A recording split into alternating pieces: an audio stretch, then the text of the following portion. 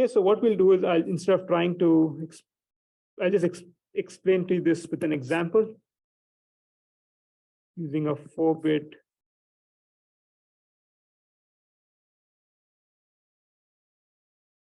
resistor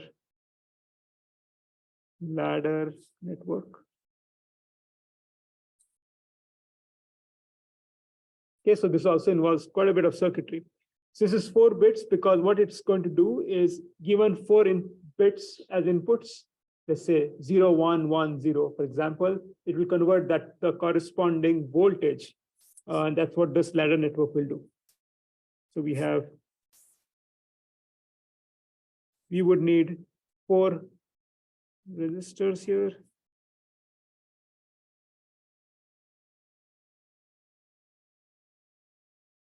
Okay, and so now we're going to tap them here, here, here, and here. And these are connected to another set of resistors.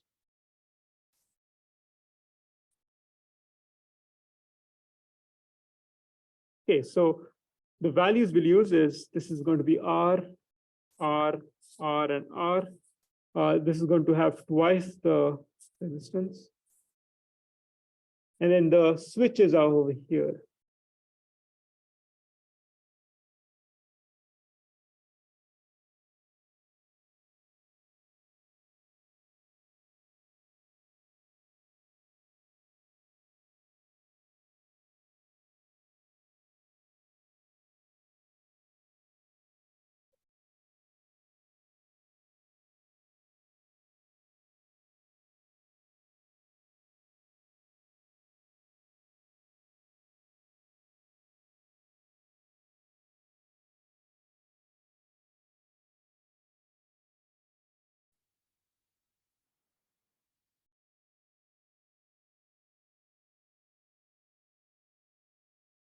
Okay, so these are 2 positions of the switch.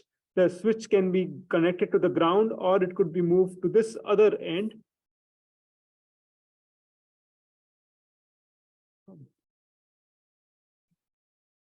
So this goes to an op-amp.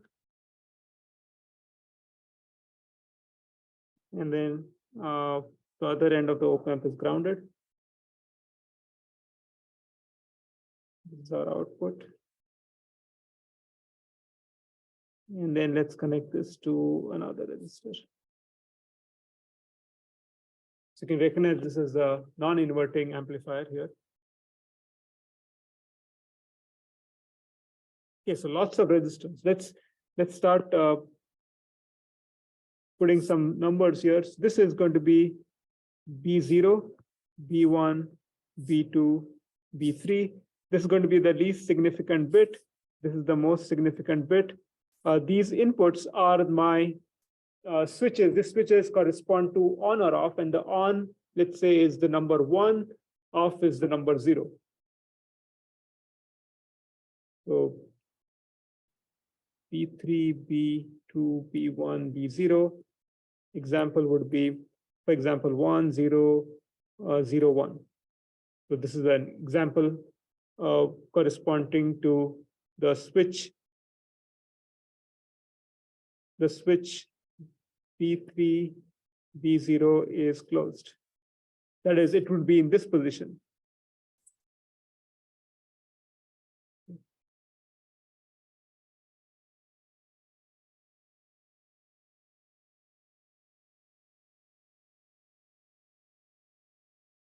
Okay, so what I'm going to do is I'm going to try to explain to you. Let's try to think what we really want from this circuit. What we want from this circuit is the following. What we want from this circuit. Okay. This is a A to D converter. Sorry, D to A converter. So when I have an output like 0, 0, 0, 1, this is B3, B2, B1, B0. What I need it to do is I need it to output a voltage of 1 volt, right? Because this is 1. When it is 0, 0, 1, 0, I need the V out to be 2 volts and so on. Okay, so that's the goal. It's going to give me a voltage corresponding to this number. So it will keep going till it'll go till maybe 16 volts or 15 volts, sorry, 15 volts. So 1, 1, 1, 1, P out will be 15. So what I'm going to do is I'm going to use, and this is something which I've not introduced in this class, but this a trick which people use in circuits. When they have a circuit with a resistor, they will typically multiple resistors. They will put one resistor equal to 0. They'll compute the currents through all the branches. They'll get the value for current. Then they'll try to do this again with the new by turning one resistor, the other resistor, which was on, off, and then other connecting with a short, and then doing the same calculation with the other resistor, which was not included in the previous trial, and then summing the results up. This is what they call superposition principle. You can add the currents or add the values of volts by just superposing the whole thing. And that works only because current resistor circuit is linear. So voltage is proportional to the current. And that's why you can use superposition. So I'm going to use superposition to figure out what is the formula for V out as a function of V0, V1, V2, V0, V1, V2, and V3. And then from that formula, if you put V0 is 1 and V1, V2, V3 is 0, then you will get the formula for V out, and just makes it very easy instead of trying to do it one at a time. Okay, so this one, we have to do a little bit calculations. So what we'll do is, in order to make my life easy, I'll just show how the calculation is done when V0 is turned on, and then you can take the same logic to other switches turned on. So let me copy this.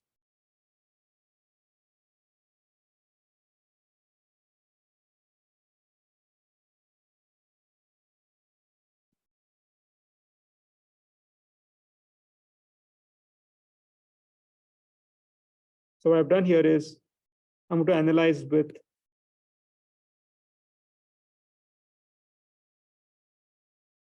B0 is 1,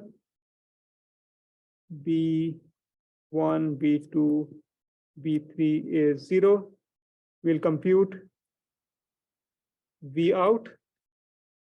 And then we can do the same thing for B1, B2, B3, and that will give us 4 formulas, one for B01 being 1, B1 being 1, and then we add it up, we'll get the formula which is true for no matter what. That's a superposition. So what we'll do is, first of all, let's start analyzing this. So when B0 is 1, this part of the circuit is closed, and the other ones are grounded. So I'll redraw the circuit.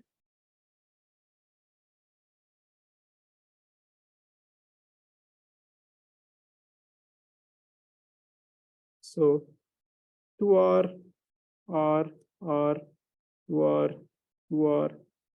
Now, since I closed this circuit, here's something to note. This is based on your analysis for op-amps. Since this is grounded, V plus is 0, but V plus is same as V minus, so this is 0, which means this is 0. So this part is actually connected to the ground. So if this is connected to the ground, and actually I forgot to draw something, this is actually connected to the ground too, and I should have drawn it in the previous part. This is connected to the ground, my bad. Okay, so now what's happening is if this is connected to the ground, this resistor as well as this resistor, okay, I'm doing a mistake, again a mistake. This should be 2R, my bad. I copied it incorrectly, so that resistor should be 2R. So 2R, 2R. Okay, so this is connected to the ground. This one is connected to the ground because of our understanding of how op-amps work. So if this is grounded, they're actually in parallel because both of them are connected to the ground. So what we can do is we can take this 2R and this 2R, and they're connected in parallel because both these parts are grounded. And the net resistance of 2 resistors which are connected in parallel is going to be R. So I'm going to write this as R, that is taking this branch and putting it together. 2R are in parallel. Okay, and then this is going to be my circuit. Okay, and then this is going to be my supply voltage, Vs. I'm going to write a few things here, so it will help me to do this analysis. Let's say this is V3, this is V2, this is V1, and this is V0. And then remember, this all is connected to the ground because of that.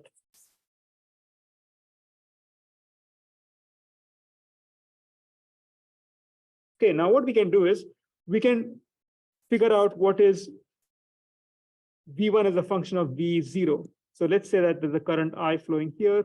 If there's a current I flowing that way, I've shown, then V1 would be, well, the voltage drop between here, this is ground, right? This is ground. So if there's a current I flowing through this R's, there'll be 2R times I. And then we can do the same thing for V0. The current flowing through this branch is I, right? But it's flowing through this resistor. So V0 R times I. I'm just taking the ratio of the two. So if I take the ratio, then I get V0 is half of V1. Okay, I can do the same thing with V2 and V1. Exactly the same thing. I just pass the current I, and then I try to relate the two. You'll see that V1 becomes half of V2, and do the same thing with V3. It'll be half of V2.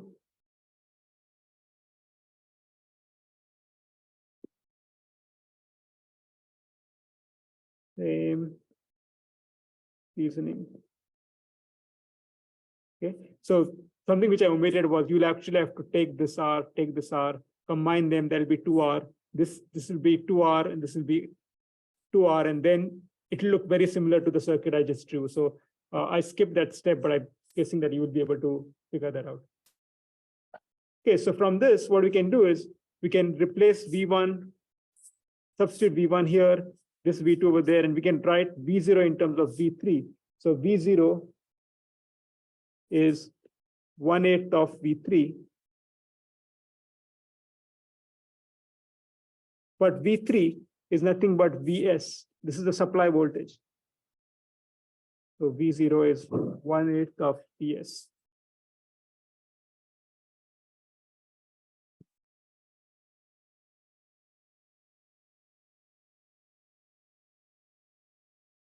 Let me call that 2 because I used the number 1 earlier. Okay, so this is just telling me how the supply voltage related to V0. Now there's another step I need to do. I need to somehow relate the voltage V0, which is the voltage here, with this V out, because ultimately what I'm trying to do is I'm trying to see what the output is as a function of V's and so on, right? So let's try to analyze this op-amp circuit again. So I would redraw the op-amp.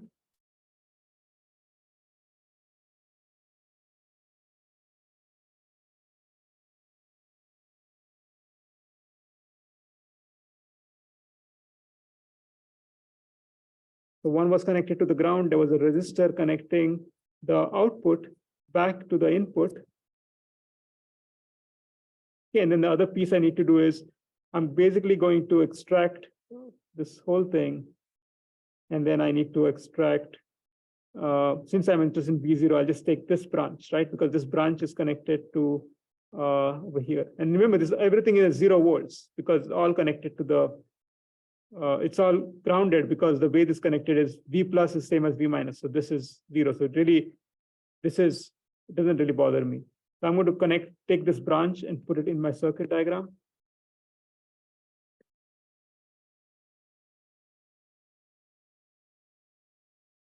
So here we have the 2R, and that's connected to V0. And remember, there was a switch here, which was V0.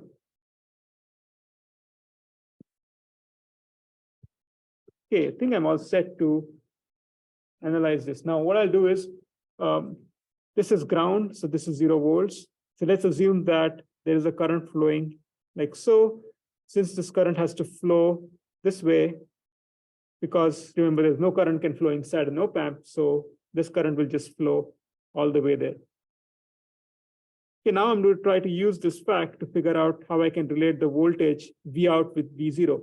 So you can see that the current is flowing from V out, this is R, V out to this point, and then so what I can do is I can find the voltage drop across this resistor, V0 minus 0 equals I times R. So this is just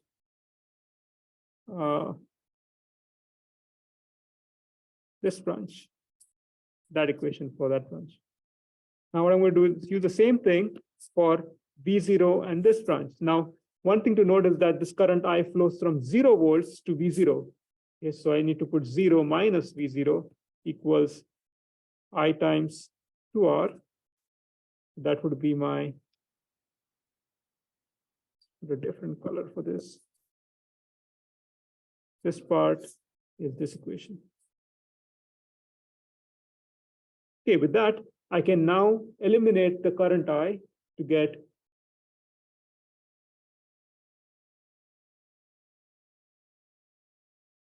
so I can eliminate the current to get V out equals minus half V0. Okay, but we already found out earlier that if you look at this, we already computed V0 to be 1/8 of Vs. V0 is 1/8 of Vs, and so I can write down V out will be 1/16 of Vs. Okay, so that's the key equation. I have now related, let's call this number 1. I have now related the output voltage to the supply voltage when V0 is 1 or switched on.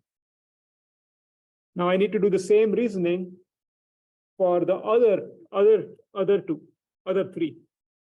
I need to analyze what happens when V1 is turned on, V2 is turned on, V3 is turned on, figure out what the relation between V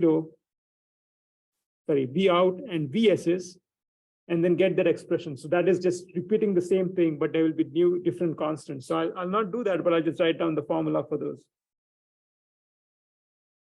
I'm almost done. Repeating for B1, B. So B1 equals 1, B0, P2, B3 equals 0 will give you V out equals minus 1/8 Vs. Remember the earlier one I got minus 1/16 Vs. Now I'll get 1/8 Vs. Then I can do it for B2 equals 1, B0, B1, B3 equals 0. And that will give me V out equals minus 1/4 Vs. And then finally for B3 equals 1, B0, B1, B2 equals 0 will give me V out equals half Vs. So if I combine all this, we just give them numbers. 2, 3, and 4. If I combine all these, I'll get a formula for V out. Combining 1, 2, 3, 4 using superposition. We have a formula for V out. It's going to be minus P3 divided by 2 plus B2 divided by 4 plus B1 divided by 8 plus B0 divided by 16 Vs. So this 2 comes here. I use B3 because this was B3 equals 1. This 4 comes there and so on.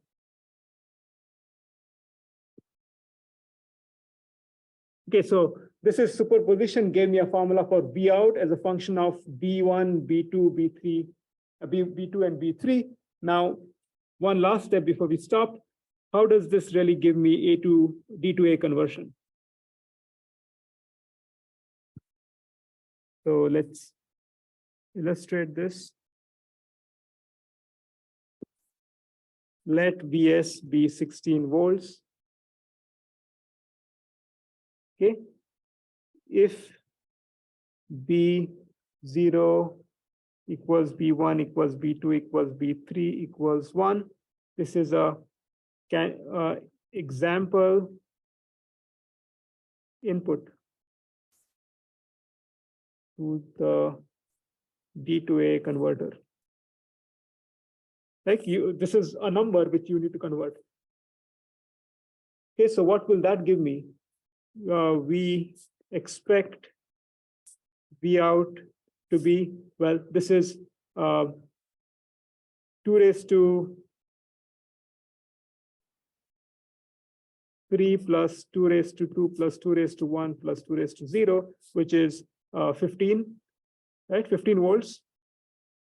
That's what we would expect because the number 111 is basically this is binary. The equivalent in decimal is this, which is 15 volts. Let's use the formula to compute the same thing. Using formula, we have P out will be minus, it was B3 divided by 2, B2 divided by 4, P1 divided by 8, B0 divided by 16 times Vs. Vs was 16. So if you do this math, you'll get 8 plus 4 plus 2 plus 1, which is minus 15 volts. Now, this is minus 15. This is 15. We'd say, well, what about the negative sign? Well, you could always interpret that negative as positive. It's the sign is not important here, but the value is important. So it's 15 volts, the same as what we expected to be the output. So this is how the D2A converter works to convert